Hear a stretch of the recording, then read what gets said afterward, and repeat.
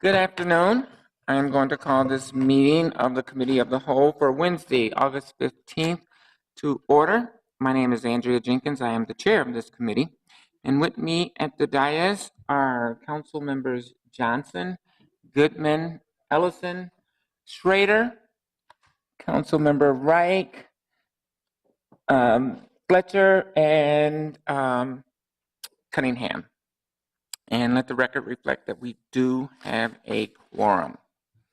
Colleagues, the only business we have before us today is the receipt of reports from the standing committees on matters to be considered by the full City Council meeting at our regular meeting this coming Friday. And we have just been joined by Council Member Palmisano. And we'll begin with our agenda by hearing from the Economic Development and Regulatory Services Committee, chaired by Councilmember Goodman. Thank you, Madam Chair. EDRS is bringing forward 13 items for approval on Friday. Item 1 is a liquor license at Nighthawks, and item 2 is a permanent expansion of premise at Copper Hen Cakery. Item 3 is a on-sale wine with strong beer and sidewalk cafe license at Meseret Ethiopian Restaurant. If you get a chance to go over there, I would just urge you to do it. This woman in committee was just lovely. And it was really, I thought, very, very heartwarming. And we also had our staff go out of their way to translate for her. And I think members of the committee will tell you it was just a really positive experience. So if you get a chance, I'm just putting in a pitch for this Ethiopian restaurant on Minneapolis Avenue in the 12th Ward.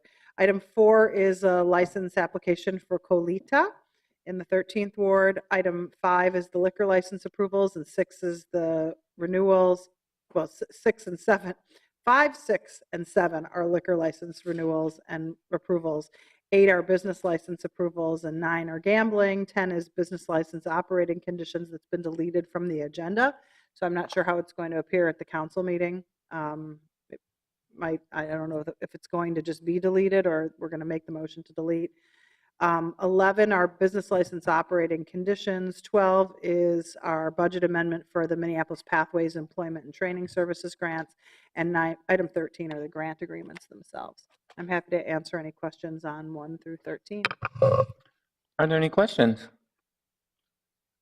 I might just comment that Nighthawks, which is a restaurant in South Minneapolis, has applied for a charter wine license and liquor license, and I think this is going to become a trend, and so I want us to be aware that there is a charter amendment to open this up more broadly to small businesses and restaurants, so that we can eliminate that process of that costly and time-consuming process of going to the state, and we can have a more in-house conversation around this issue. It's 2018, and those laws were written at a very different time in our society. And so I think it's important for our residents to have a say on how that proceeds going forward. So our next committee report is the Enterprise Committee, and I do want to just acknowledge that we've been joined by council members Warsami and Kano. And our next report is the Enterprise Committee report chaired by Councilmember Palmisano. Thank you, Madam Vice President.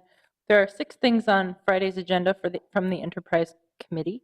Item number 1 is the internal auditor ordinance update. We had a public hearing at Enterprise Committee.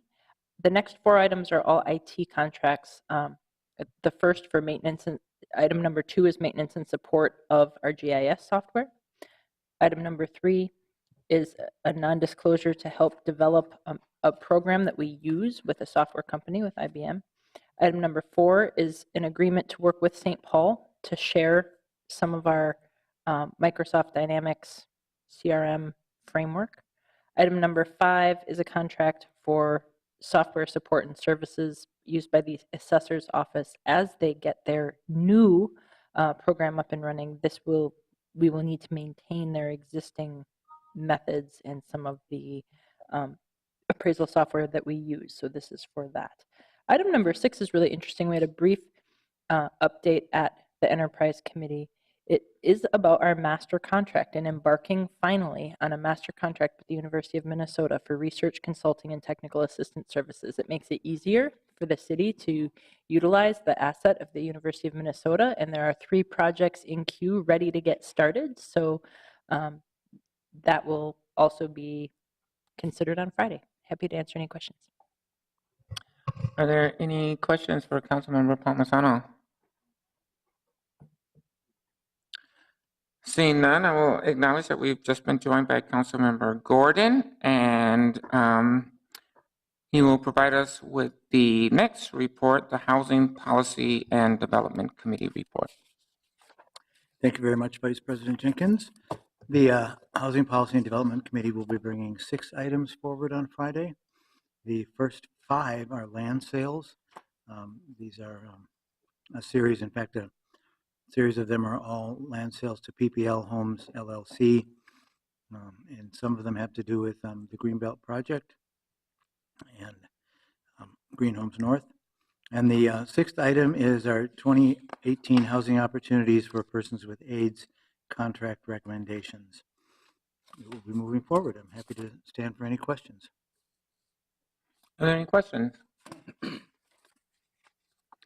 Seeing none, we will next hear from Councilmember Cunningham with the Public Health, Environment, Civil Rights, and Engagement Committee report. Thank you, Madam Vice President. The Public Health, Environment, Civil Rights, and Engagement Committee will be bringing forward 2 items for consideration at Friday's City Council meeting. The first is authorizing the submittal of an application to Bloomberg Philanthropies American Cities Climate Challenge. Selected cities will be accepted into a 2-year acceleration program to support meeting near-term carbon reduction goals. And the second is accepting a grant from the Minnesota Justice Foundation in the amount of $4,500 for participation in the Minnesota Justice Foundation Summer Law Clerk Program. And this work will live in the Civil Rights Department. I also want to share that we had a very informative presentation on Minneapolis City Academy for Youth, which an urban scholar named Katie Wolming Ring. She created that this year and presented on it. So I recommend folks to check it out. It's a really great program for young people to better understand how the city works. There was also 2 additional presentations, one on the healthy living initiatives, and the second with environmental services. I recommend my colleagues take some time to be able to watch those presentations. They're very informative about the work that is happening in the health department. I am happy to answer any questions. Are there any questions? Any questions? Seeing none, thank you for that report. And we will next hear from Councilmember Wright, the Transportation and Public Works Committee report. Thank you, Madam Vice President. The committee forwards 5 items. Item 1 is a contract amendment with Hennepin County construction of I-35. Item 2 is a grant application for Federal Highway Safety Improvement Program dollars. Item 3 is the Metropolitan Council's draft 2018 update for their 2040 plan, and those were comments by our staff. And then the final 2 items are accepting low bids for activities of the department. I'll stand for questions. Are there any questions? Any questions? Seeing none, our next committee report is the Ways and Means Committee, chaired by Councilmember Warsame. Thank you, Madam Chair. The Ways and Means Committee brings a number of items, 14 items altogether, for the full council's attention. Item number 1 is a contract amendment with Bremer Bank for the addition of a Master Treasury Management Services Agreement. Item number 2 is a refunding of 2011-2012 library referendum refunding bonds. Item number 3 is a purchase of owner's protective personal indemnity insurance policy with Berkeley Construction Professional for the new public service building project. Item number 4 is a contract amendment with Herbert Inc. for the underway impound lot. And item number 5 is a contract amendment with Skidata Inc. for support, maintenance, and upgrade costs. Item number 6, a contract with Northern Lions Contracting for the East Side Storage and Maintenance Facility Demolition Project. Item number 7 is a bid for the East Side Storage and Maintenance Facilities Project.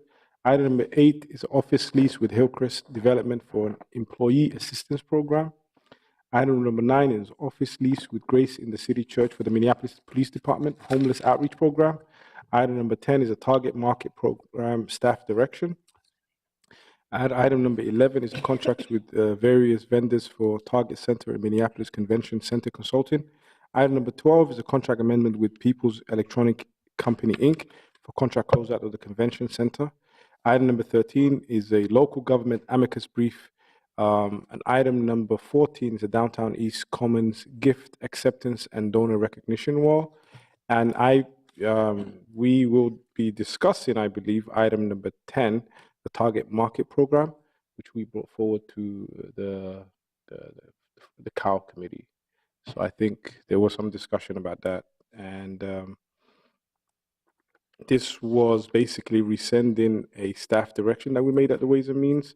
And this staff direction was made by Councilmember Cunningham, and we referred it without any direction to COW. So I think that discussion is there, and I'd be happy to answer any questions that you have. Thank you for that report, Councilmember Vorsami. I believe we have some comments from Councilmember Cunningham. Thank you, Madam Vice President. I wanted to speak to item number 10 for some clarification. While we were having a presentation, this is for my colleagues to have a better understanding, while we were having the presentation of the target market program, that was when we learned that it was race and gender neutral. And so we as a body came forward with a staff direction asking for the target market program to come back with goals specific to race and gender equity, as well as geographic equity. When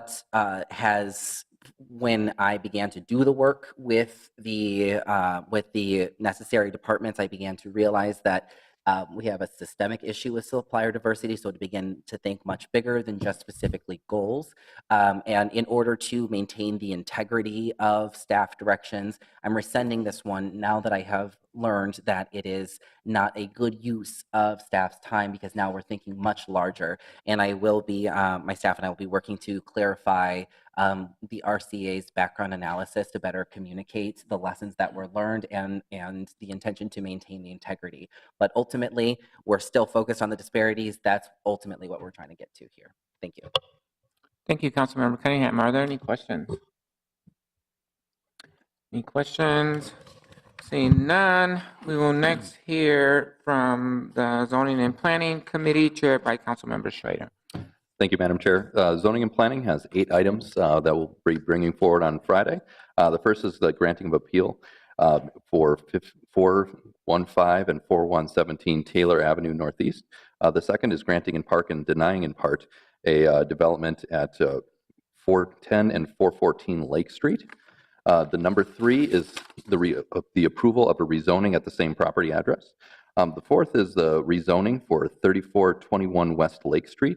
The fifth is a rezoning for 1414, 1418, 1420, 1421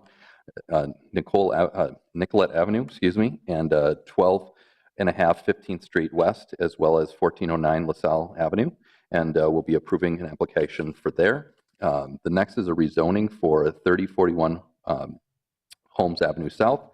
The seventh is the denying of an application to move from C1 to C2 for 5400 34th Avenue South. And the final is the approving of a street vacation for a portion of East 15th Street located between 3rd Avenue and Clinton Avenue and 4th Street South. Thank you, Councilmember Schroeder. Are there any questions? Seeing none, we will now have the Executive Committee report given by Council President and Vice Chair Binder. Thank you, Madam Chair. We have 4 items from the Executive Committee this cycle. The first is referring to the Enterprise Committee, an update to our paid parental leave policy. The second item is an appointed position in the City Coordinator's Office, creating actually 2 items 2 and 3 are 2 new positions in the City Coordinator's Office that are using existing funds to create these 2 new positions. And then the fourth item is approving a collective bargaining agreement with the stagehands unit for the years 2018 and 2019. Thank you, President Bender. Are there any questions?